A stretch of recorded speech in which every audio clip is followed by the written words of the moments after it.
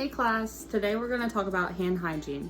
There's two different ways that you can keep your hands clean.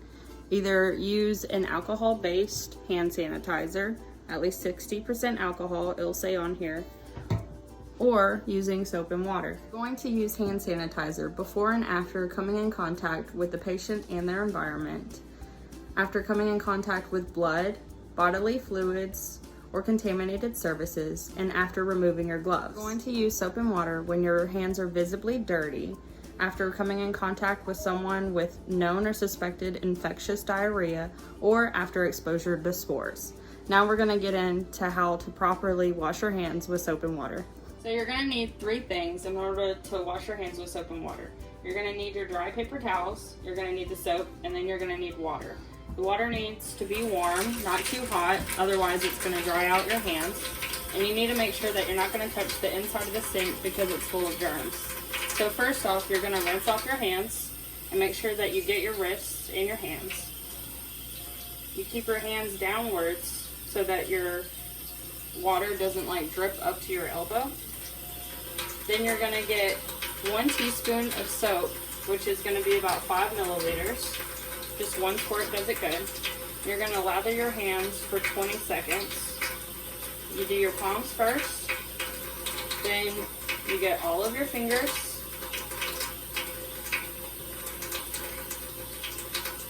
Now you're not supposed to be wearing jewelry in a healthcare setting, but if you do have a wedding band on, you're supposed to keep that on because it's also full of germs and it needs to get washed as well.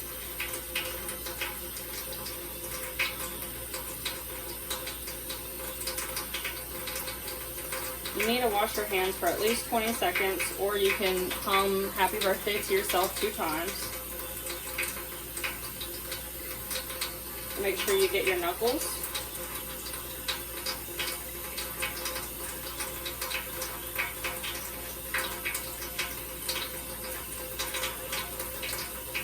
And your wrists.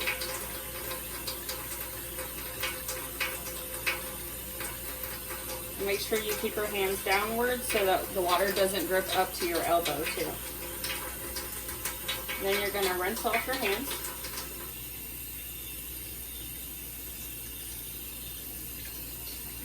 And like I said, keep that elbow up so that the water doesn't drip down it.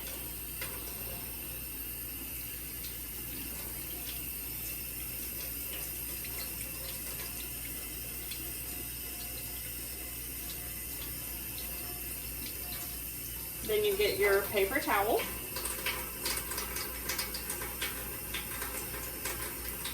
To dry your hands.